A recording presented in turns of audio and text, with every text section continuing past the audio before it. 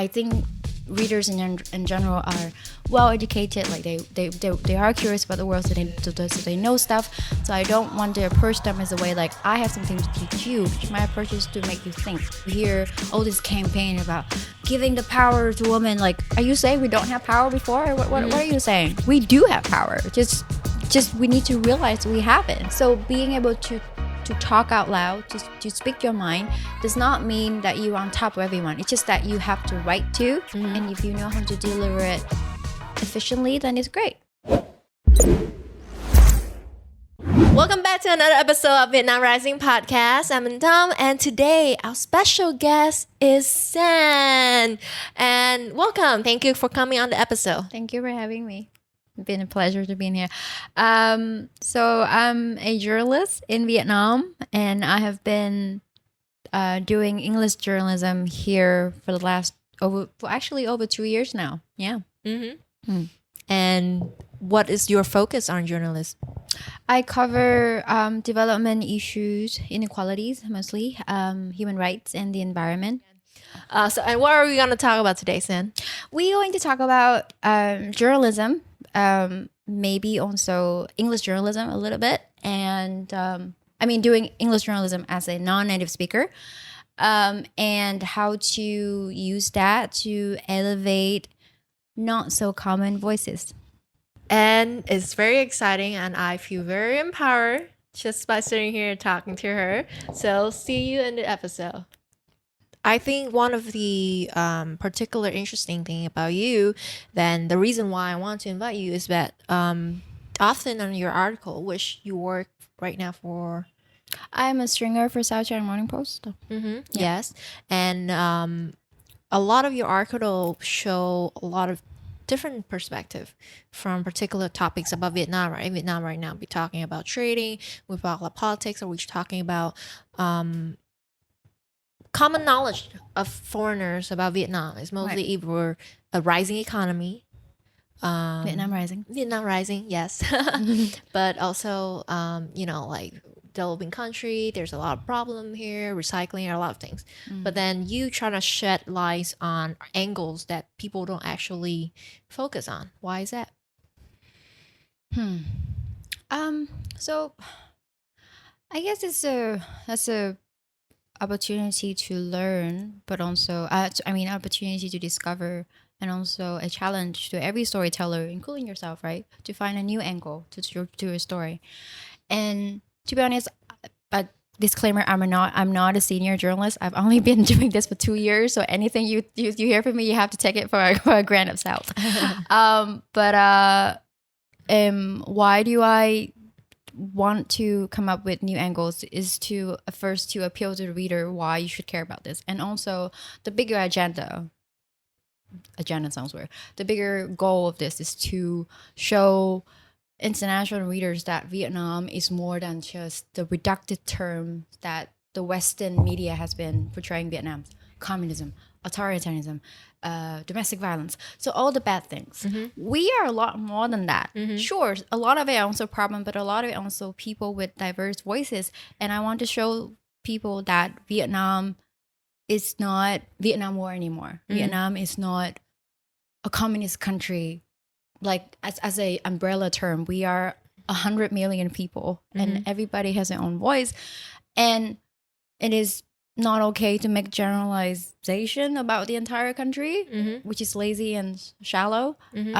So I'm trying my best to go the other way. I'm not perfect. I'm trying to still improve my storytelling skills, but I hope it's has shown something else about Vietnam so far. Yeah, and I understand their perspective because, yes, like talking about something that not a lot of people know about Vietnam or any topic in general is always a very good way for a storyteller to bring out their niche or their difference. But, like Vietnam has this culture or saying called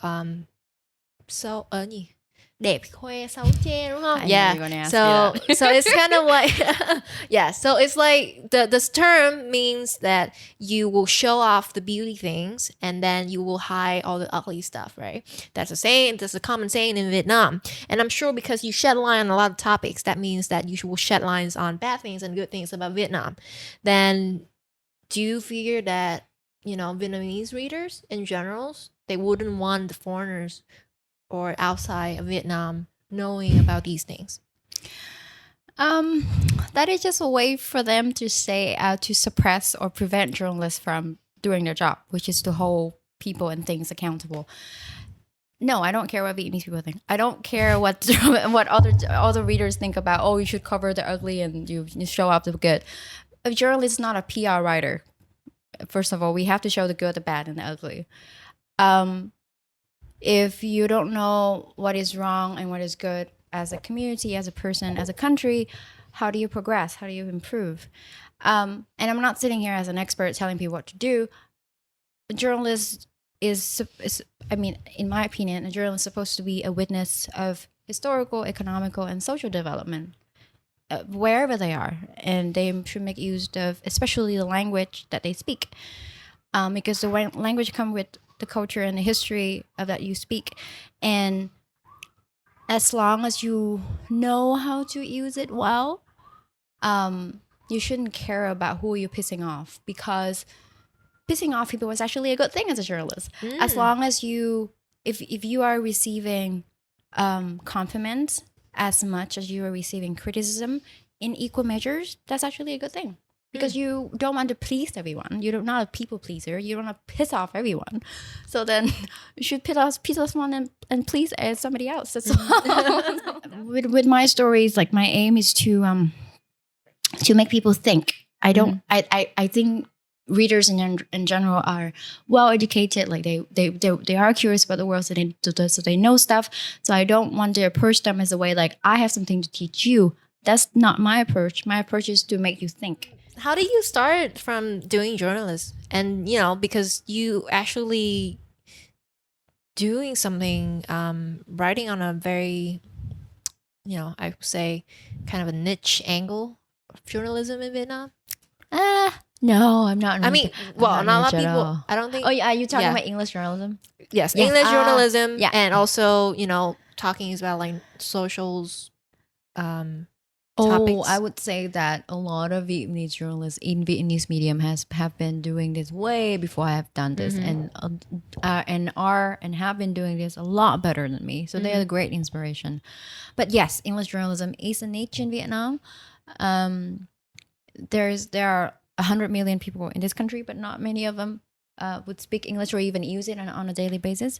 Not many, but they are a lot, just not many in general. So there are ways that have lead you to journalism, and there are ways that lead you to journalism you're doing now. For me, I went into journalism because of my education in South Korea. I was there for 3 years, and I was working as a reporter and editor for the university magazine for that long. As long as I was there. And that's how I started. I was like, oh, journalism, that existed? I don't know. I didn't know about that. So then I got training and a lot of guidance from the editor at my magazine, and it went from there.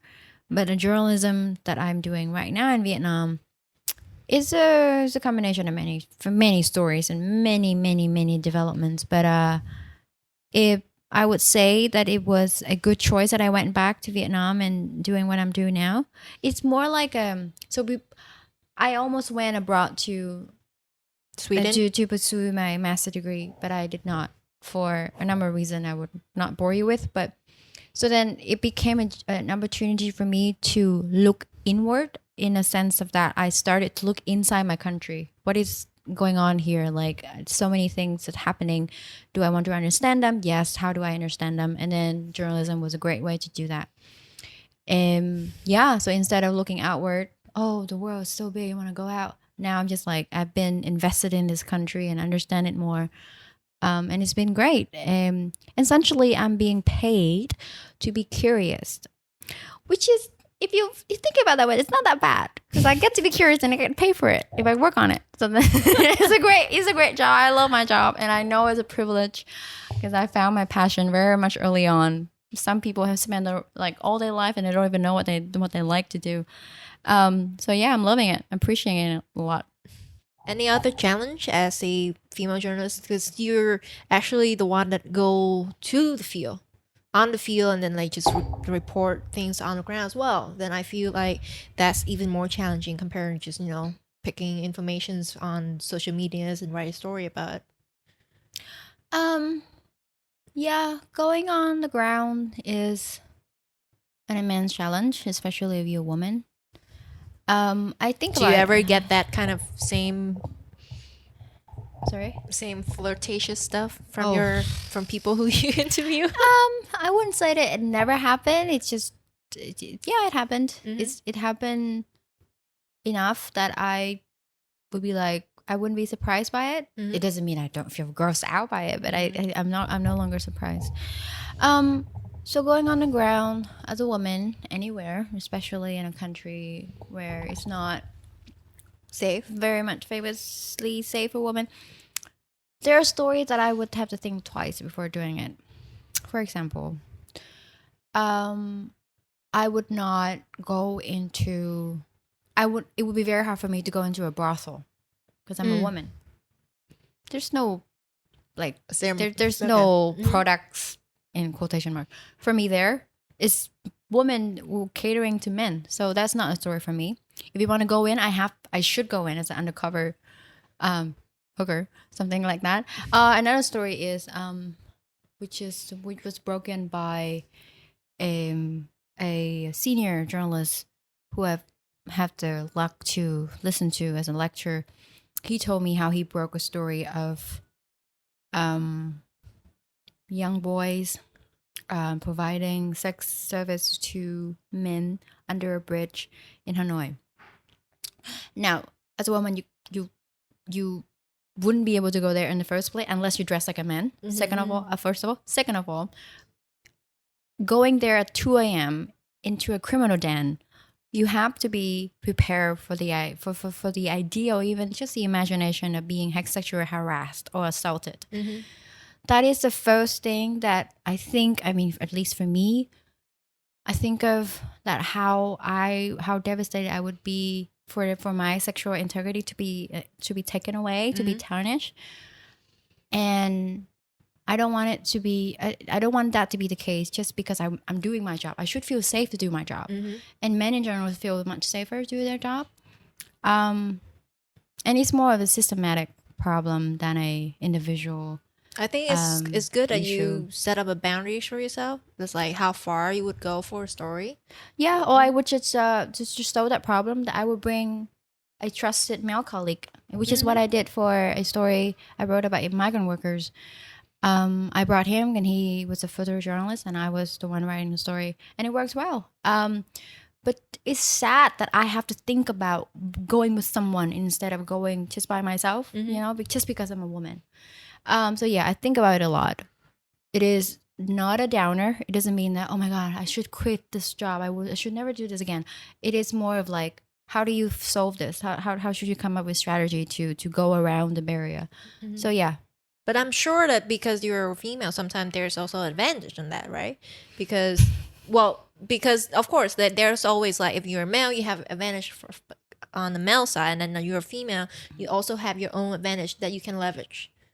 And I hope that's the case because your face doesn't say like, is there any advantage from doing it? I just never thought being a female is an advantage. What about like your different like angle on mental health? Because I'm pretty sure not a lot of male think about mental health issues. That has more to do with education, not them being a man. I think that the lack of awareness comes from education, not because of the gender. That's but true. You are right. But then, like for example, like you know about toxic masculinity, right? Right. Then for people who have toxic masculinity, even though they know about mental health, it's also hard for them to admit that they have those kind of issues, right. And because it's hard for them to have those kind of admit, then. Yeah, it's hard for them to just like try to explore on that side. Yeah, I guess women in general have better people skills, just in general. So it is definitely easier for me in the sense of that I have no problem listening to people, and I don't mind shutting up for like an hour just to listen to them, and unlike many men who find it difficult to do so. But one advantage though, which is kind of funny, is that being female and young journalist, oftentimes people would assume that you know nothing about the world, right? Oh, you young thing, you've been doing this for nothing compared to me. So you should sit back and listen, which It's great for a journalist. benefits to me because you are feeding me all of this information. I will play the young dumb thing, like, oh, yes, tell me more. Oh, I don't know anything. So then they tell me shit that I would not know, and I would just be like, oh, okay. But obviously, like, you know the line, like you're not gonna get them push you over. Of course, if they do something overboard, you have to push back. But yeah, usually in Vietnam at least, like you play the naive card, like oh, I don't know that. Yes, tell me more. So then people will tell you stuff because everybody like to talk about themselves. And what kind of topics that you usually cover? So development issues, inequalities, human rights, and the environment. So my stories are usually coming from a human angle, which I find a lot more. What does it mean, human angle? So not a story on data. So you would not just see. I usually don't do stories that say based on statistics and stuff. My story is based on statistics, but it doesn't expand from a statistic angle. So I would usually use the human voices and experience as the backbone of the story, and that leads to many different issues. Yeah. That's a good teaser. Tell me more. What issues? Tell me. Yeah, that's right. Do you feel like you have experienced any kind of like censorship because the topics that you cover? Well, before you work at a local, I what do you did. call it? Newspaper? VN Express. But what do you call that? Like Yeah, newspaper. newspaper, Yeah. okay, digital newspaper. I mean, everything is digital now, so Yeah, so like the local one, which is yeah. one of the biggest one right now. Yeah. Like a lot of people got the source information there, and and then now you switch to a foreign, a more international newspaper. What's the difference? The scope of readership is a lot larger. I am no longer writing for people in Vietnam. I'm writing for a regional audience and also global audience because the languages of English just expands the outreach of the stories. The challenge is that now I can't just think locally. I have to think regionally. I have to think of ways to tell my story, my article, so that people who have no idea what Vietnam is as a country, as a person, as a people, and feel like they should read this story. So that varies case by case. I don't have a uniform answer, but that is what my scope of work is, and what my editors taught me, to always care about the readers, to always put yourself in the place of the reader and be like, would you read this as a reader? So that's always the central questions. So because of the different publication, therefore it would be different topics and different ways to approach it. Censorship. That is a very sensitive question, as always. Of course. And your question is, have I ever faced censorship? My answer is okay. We don't have any verbal confirmations here, but if you watch the video version, then you will know her answer. I would just smile and be pretty and answer that question in that way. Well, that's the thing. Like earlier, you said that you don't try to please anyone. I don't know. I feel like, don't you need to please that particular party that can shut you down? No. Well, I mean, Vietnam is kind of known for There's censorship, right? Yeah, I Do don't. you do you keep that in mind when you're writing like all the stories? I think I have to keep in mind all the challenges of being a journalist, not just that particular issue. Mm. Um, I think the real question here is, do journalists have critical thinking, and do journalists challenge themselves so that they get to the bottom of facts and different narratives to inform the readers, not who do you please and who are you afraid of. We have a lot of fears, but at the end of the day, it is the story that speak for itself, and also the behind the scenes of those stories, if audience is curious enough to find out. um so I don't have a broad answer to which, ooh, censorship exists in Vietnam. Everybody knows it's a problem. Censorship is a global problem. It's not just Vietnam. The US, do you think there's no censorship problem there? There is a problem there. Everybody has that problem. But I think it is misleading to ask that particular, to shine a light on that particular keyword instead of just asking journalists how do they go around it, and do they actually have a critical thinking to tell the stories, and be truthful to what they write. Yeah. So that leads to the next question is like, how do you stay open-minded or unbiased when you cover a story? Because I assume that if you comment a story with assumptions, you have to have assumption or theory to dig into a story, right? Was there any time that your assumptions was that wrong, and you found a completely different angle from it? Mm, um, no, I've never been dead wrong about anything. What I would say is that I've often find myself to be ignorant of the nuances. It's so easy to make generalization. Oh, poor people have nothing. Oh, they must have this and that ABC challenges. But it is the nuances that make the story a lot more interesting and show a diversity of perspectives, I guess. An example is, you don't read a lot of this in Vietnamese media because it's not the focal attention and interest. But there is a large Việt kiều community in Cambodia, because of the historical relationship between Vietnam and Cambodia and Indochina. Back then, when France colonized us, a lot of Vietnamese have migrated to Cambodia, and also during Khmer Rouge, there was a large migration back and forth between the two countries. So there's international media has talked a lot about how Vietnamese Cambodians suffer. Ethnic Vietnamese in Cambodia suffer from their papers get taken away, and people that hate Vietnamese people, just like how Vietnamese hate Chinese people, China. So their people also suffer from a lot of persecutions, but we don't know much about it here. And the international media, including New York Times and many publications, have shone a light on how difficult life has been there for them.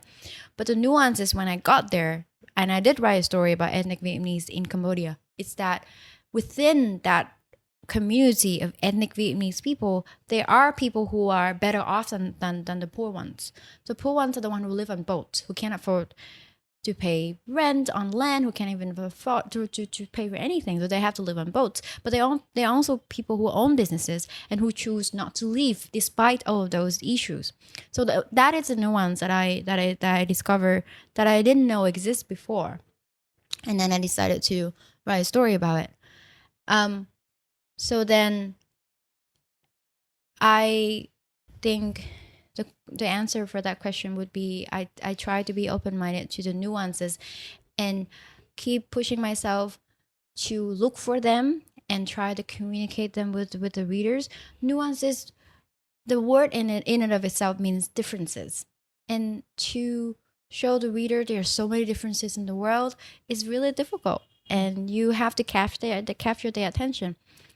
So yeah, nuances would be my keyword to go for usually.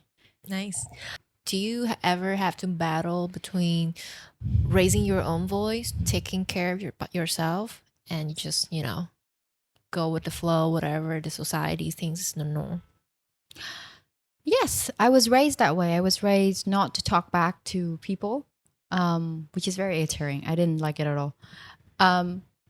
But somehow I managed to talk back to people from a very young age. But it's hard, right? It's hard to build critical thinking if you don't ever talk back to people, because sometimes you don't really think about the flaws and whatever they're saying until later on. I mean, it's more than just talking back, right? It's like, can you formulate a debate? Can you formulate a debunk of what everybody just tell you? Yeah. And can you analyze what they just say? And then you can formulate a response. So for my upbringing, like I've only went to public schools. Like I've never been to any, even in Korea, I went to a national university. So it was not, there was even the slightest sense of international, like Western education. We have been usually given what to think, but not how to think. And I think that is very difficult. And then it came to a realization that if you are not given the right or like the tool or the space to think in your native language, you can do so in another language. And I have been doing that in English, because I'm like, I don't need to. There's so many languages in the world. I can do it in any language I want. I speak English. I speak good Korean. I can also do that too. So the world is your oyster. If you don't feel comfortable expressing yourself in Vietnamese, learn another language. And then you go from there. Okay, so people said that you have different personality if you have Exactly. different English, Yes, right? I sound like an annoying little woman in Korean. It's like, I sound just like that when it's in Korean. And then when my friends in Korea told me, I'm like, no way, I do not sound like that. I sound a lot stronger. And then when they film me speaking, I'm like, okay, I sound like you, because I pick up Korean from my female girlfriends there. So then that's how they speak, and it's just horrible. I think that's fine, right? It's like you can use that persona with your boyfriend when they're like, hey, you're being cute, right? To get what you want, yeah. Exactly. And then maybe when you're one of their article when you need to speak Korean. There's a lot of Korean in Vietnam, you know? That's true. So maybe one day you will cover an article about them and you will need your Korean. You're cute. Cute. What I don't think that works in professional context, but sure. Well, it can portray in different ways. But yeah, I think it's so hard. Like, particularly, well, you know, because we have always been taught, like, hey, if you're in the dining table or wherever, like the men's talking or the adults talking, then you shouldn't talk back, or you shouldn't just ask, or you should chime in the conversation.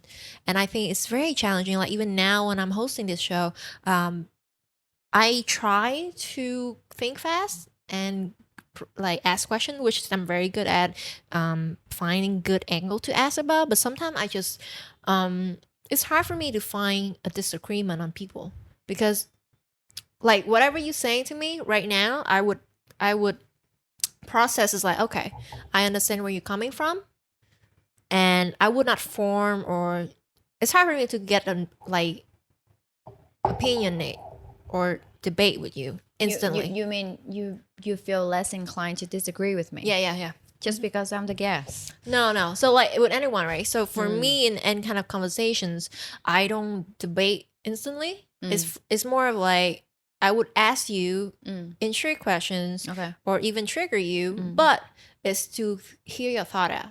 I don't try to debate or get in a fight with you. Which but debate is also very fun. If you want to do it, if you do it civilly, if you do it politely, right? Yeah, of course, I know. But I'm not saying it's a bad thing, right? I'm saying that I want to do that more. But for me, because of my own habit, it's hard for me to do that. Because sometimes I just like, okay, cool. Done. That's it. We're agreeing something. I understand though. It's more like, do you want to be agreeable, or do you want to be interesting, or like to show a different perspective? Yeah, it's always something you have to juggle, right? Yeah, you have to pick your fight. You have to pick your audience. I'm not gonna pick a fight with some random dude in the street. Like this is not this is not how I'm gonna do it. Yeah. But I will pick a fight or a debate with my friends who, you know, we know each other very well, and we are able to mend the relationship that is broken because of this debate. Yeah. But that's also a trickle thing. Even though for you, you know, you come from a background of going to international school, which have, correct me if I'm wrong, but have a lot more rooms to show to have a more progressive education than people in public schools like Sure. me. Yep. So, but then in general, students in any school in Vietnam have been impoverished in a sense that they don't have a culture to debate. They don't know how to debate. Oh my God. It's always, oh, whatever I say that is in disagreement with you means that I'm personally attacking you. No, dude, it's not. I'm just attacking your opinion, your argument. I know, right? If you don't know how to separate that, that's your problem. But you're not going to tell them that. You're not, because nobody wants to be proven wrong. But I think it is definitely an art to practice that, to be able to show your different perspective and still have respect for each other. Yeah. You might not agree with me at the end, but at least you learn something new. Yeah, absolutely. And I think that, same shit. See right here. Like, You have to disagree with me now. Yeah. but I do agree on that, because I do see that people. Well, I think it's such a big loss for education in Vietnam, where people don't really actually learn about debate. I actually learned about debate in my high school. Like we actually have like debate session where we just talk and we just talk and we debate on different, and we are assigned to agree in particular opinion, and we have to work to prove that assigned opinion is right, even though if personally I don't agree with that, but I have to work to debate it, and that create a skill for me to detach my emotional out of that opinion and just work on to create a make sense argument. But then like in Vietnam, a lot people don't get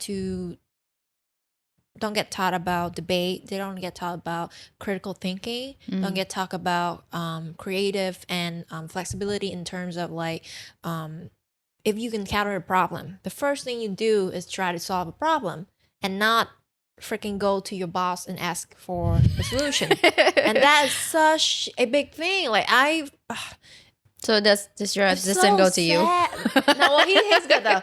There's the reason why we're this team. Like we're a mini show team with only one technical assistant, but he's been great because he actually one of the few different who able to manage himself. But unfortunately, I've worked with many people who like fresh graduate, or even when they've been working for a few years already, their critical thinking skills sucks. Oh my God. Yeah. Especially, well, I don't know if you know, but another thing about Vietnamese women specifically is that we kind of like downplay each other, like downplay ourselves in terms of like because we try to be respectful, right? And then we have to kind of downplay out. I know this is kind of nothing, but like this is my opinion, like why don't you just, like I hope that we can finally learn to just give our opinion and don't afraid to offend anybody, because that's so important. You can't be pleasing everybody else. Yeah. Chị Vang, she told this particular story. So Chị Vang is also one of our podcast guests. You can go back to see her episode on the social impact one. But one story that she told was she has this staff that every single time that female staff came to her, the first thing she always said is, "I'm sorry, this is a stupid question, but can I ask you something?" Like that. Always her opening line. And that just like it just like it creates such a bad effect on your self-esteem. I don't think it's good. It's not good to first of all, if you yourself think you don't have self-esteem and nobody else would, I guess. But also, it also a strength and a weakness in the sense of that because you don't think that you are better than everyone else means that you're being humble, right? And if you also counter that to balance it out in a sense of that, hey, but I also have good thing to say, so I will say it, but I will also be humble about it. So being able to talk out loud, to speak your mind, does not mean that you're on top of everyone. It's just that you have to right to, and if you know how to deliver it efficiently, then it's great. Yeah, men or women. I mean, men have this opportunity, has this challenge too. Men have the challenge of always expected to speak out, but they don't always have the nicest thing to say. Like, I'll say something, but it's gonna be stupid, so I'm gonna say it anyway. Yeah, So, yeah, exactly. So and that's the other way around too, like in evenings too. Yeah. How would you describe your writing style in 3 words? Jesus, that's not many words. Shit. Okay, so okay, so shit is her writing style. 3 words. I don't know. Nuances. Sorry, I sound like a broken record. What feeling or what thought that you want to trigger people to think when they read your article? Maybe that's better for you. Depending on the issue, like I don't assign an emotion. Like when you tell people to feel something, they most likely will not feel it. Again, I want people to think when they read my story, not how to feel. Like feeling are very subjective. I usually would have. If I can, not every story has a solution, but if I can, I want to offer solutions in the stories.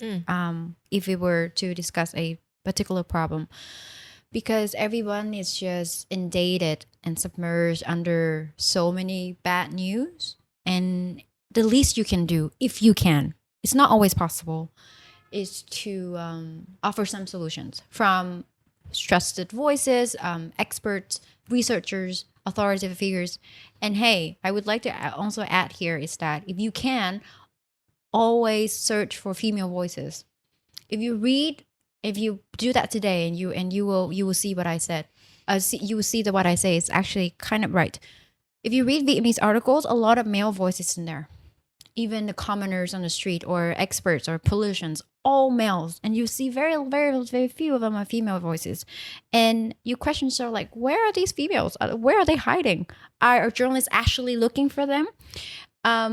So one of the challenges for me when I interview families is that if I interview a family where the man and the woman are both there, the man is usually the one who speaks, right? Oh, I'm the head of the family. I'm going to speak to you.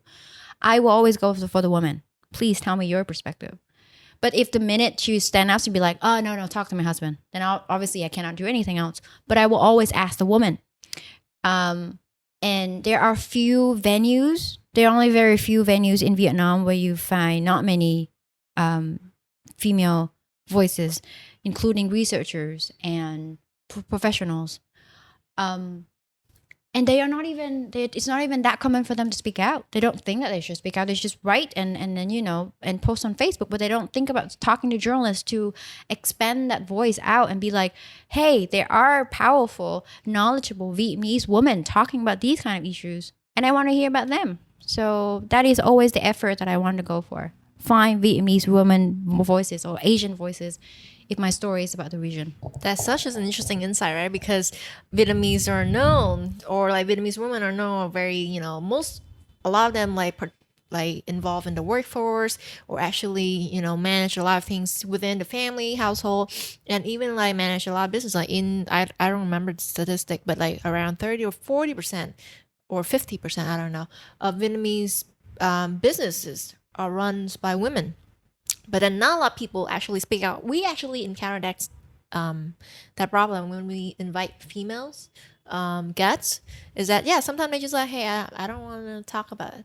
I don't know why. They have a lot of things to talk about. You just have to show them how. Just like I have a problem with the word empowerment. In Vietnamese, it means trao quyền. So literally the same meaning as the English words. It means to give the power, to bestow power on someone else. That's bullshit. I don't need anybody to give me power. I have the power. I just don't know how to use it. So show me. So I don't have.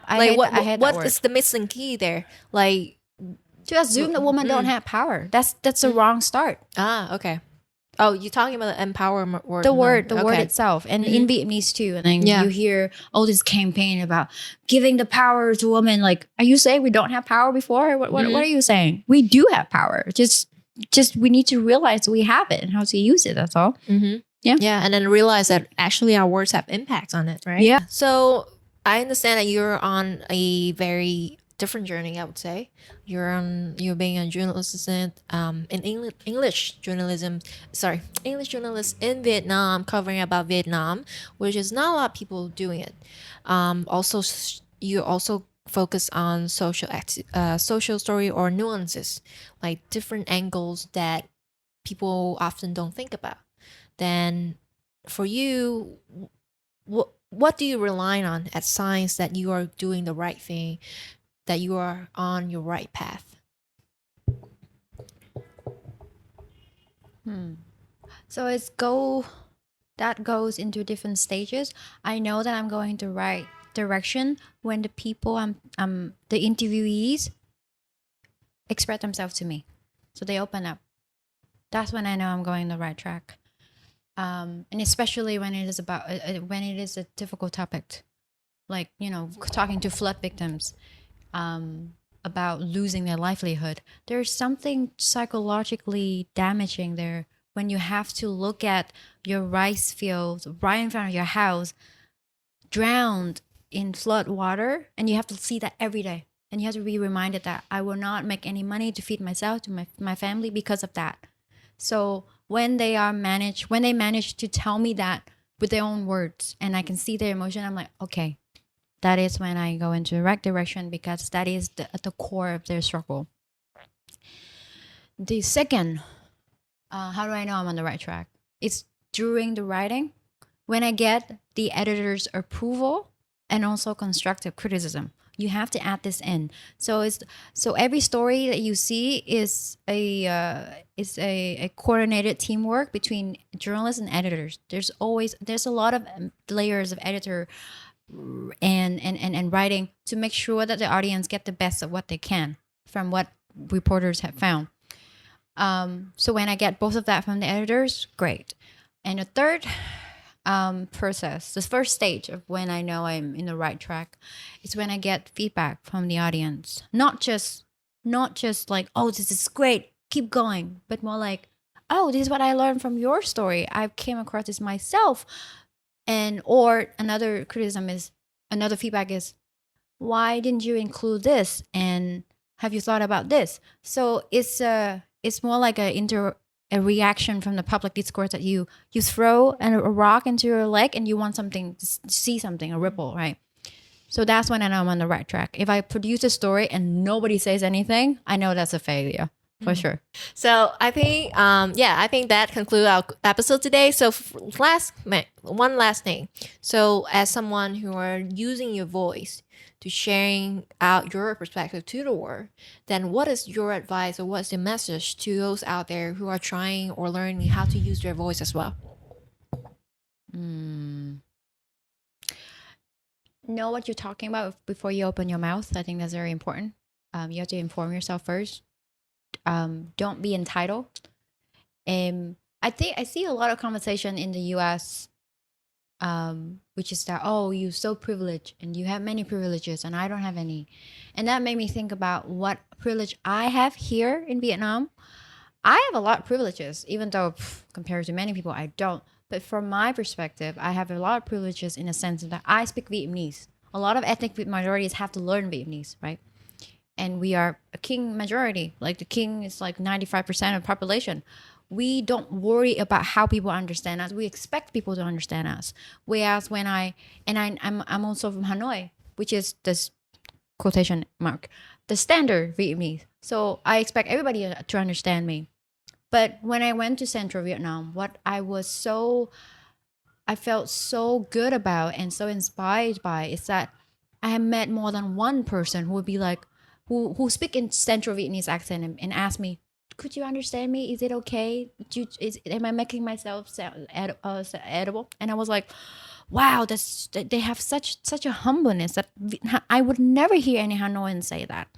So in order to raise your voice, you have to make sure that you also going to listen to other people's voices as well. And take every advice with a little bit of doubt, because everybody who talk to you come from a place of luck and privilege. Yeah. And for those who want to seek out to see your work, follow you, or just love to chat more about how to use your voice more, their voice more, then where do they reach you or where they can find your work? My Facebook is private, so so no Facebook for me. But I am on Twitter, so you can reach me there. And I can I'm on Twitter at Fighting Sen, so like Fighting Nemo, but it's Fighting Sen. Yeah. Sen is S-E-N. Yes, lotus, the only flower on a Vietnamese currency. Yeah. Finding Sen, right? Yeah. Okay. Finding in like Finding Nemo, and Sen is S-E-N. Yeah.